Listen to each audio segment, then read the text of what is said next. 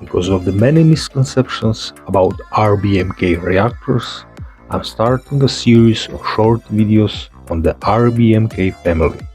Stay tuned, you'll hear facts about these reactors that are still largely unspoken today. RBMK is a technical topic, so it's pointless to focus on individuals. It was a collective work of the whole teams and institutes.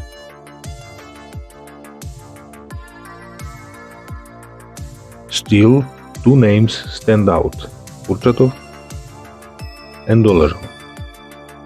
It started when Kurchatov got a quest to find a man who could build a reactor to produce nuclear material for defense purposes.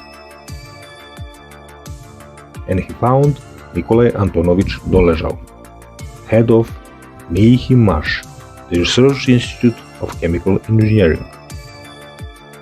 Very smart choice. Nuclear engineering didn't exist yet. The closest field was chemical process industry. High temperatures and pressures, corrosive environments, and special materials. After all, the first reactors were essentially chemical ones. In June 1954, a nuclear reactor not only produced electricity, but for the first time in history, it fed it into the ordinary grid. It was the world's first nuclear power plant. That fact was eventually accepted worldwide.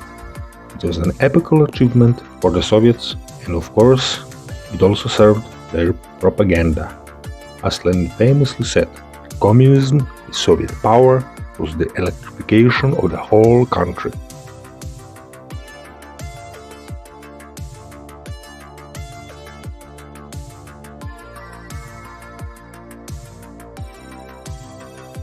First plant was the grandfather of the RBMK we know today. And here's the surprising part. It was designed with safety in mind. Dolezhal learned nuclear physics on the run from Kurchatov himself. And it is fascinating, he jumped from chemical reactors straight to nuclear ones.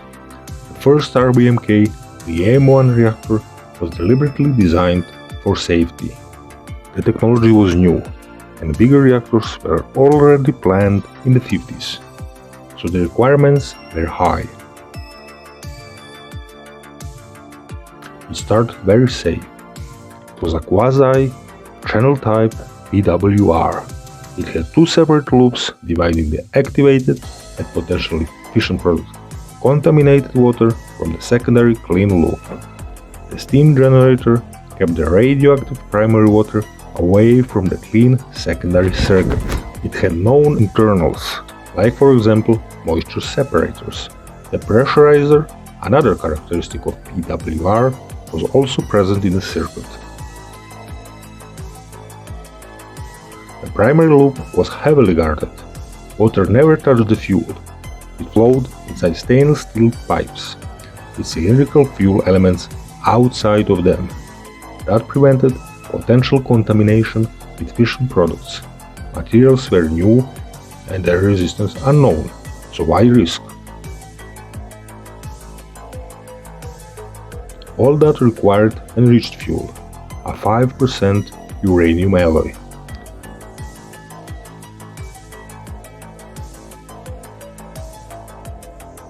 The most fascinating thing for many is that the void coefficient was negative. The graphite-to-water ratio was chosen so both water and graphite moderated the reaction. Without water, the reaction stops.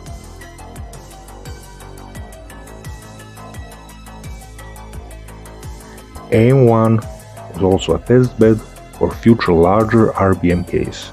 Already in the 50s, some channels were used to test direct boiling, an idea from Dolezhal himself. Details in the next video.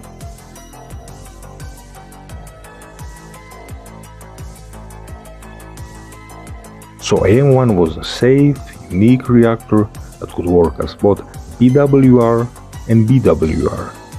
Later reactors that followed AM-1 stayed safe and kept negative void coefficient.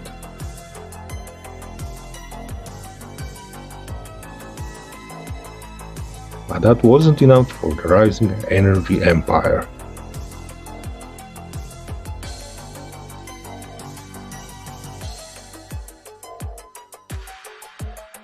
You know, they knew that with such tempo they will never be in front of the West. Safety was good and nice, but it was a major obstacle to building gigantic reactors fast. So you have a choice: develop slowly and safely and potentially fail and return to agrarian society, or be devoted to Lenin's idea and generally the idea of the system of that time and choose ultimate technological progress. They chose to gamble. They chose the most classic thing they can do, a Russian roulette.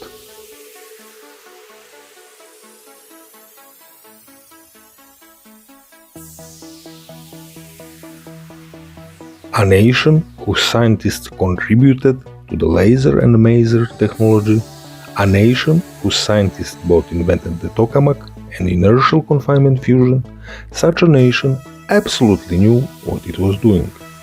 It knew that subsequent series of RBMKs absolutely must have a positive void coefficient in order to produce such gigantic power at such a pace.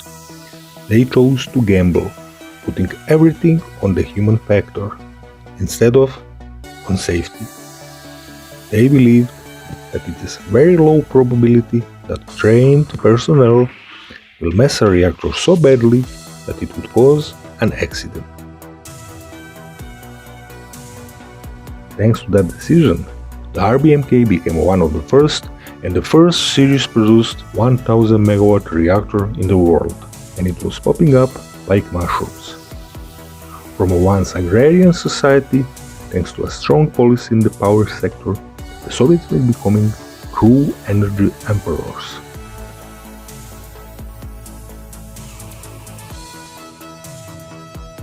The biggest energy system on the planet slowly being formed, from Vladivostok to the western part of East Germany, all interconnected, a planetary system.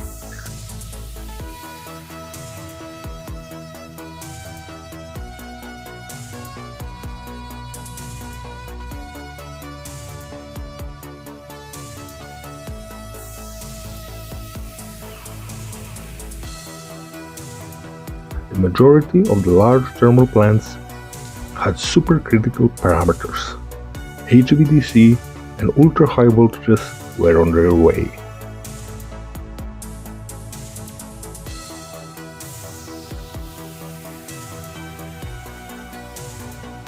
High-speed supercritical 1200 megawatt turbines were made in the 70s.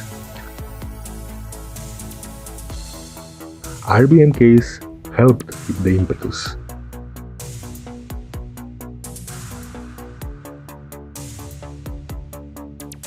Even in the days of the early RBMKs, Soviet PWRs already existed.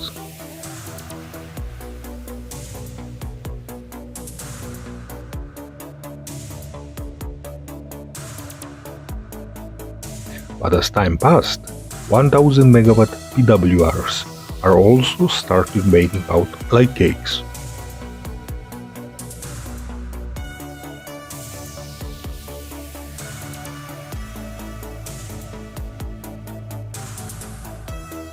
It was a golden era of Soviet power sector.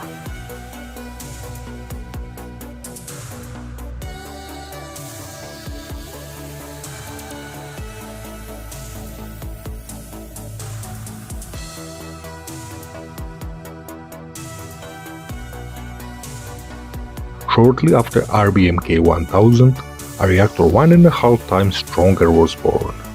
It was the most powerful reactor of its era and remained among the absolute largest until the EPRs arrived. All these records were achieved purely thanks to that choice of choosing positive coefficients. But the dreams of further development of even scarier designs fell into the water after the famous accident.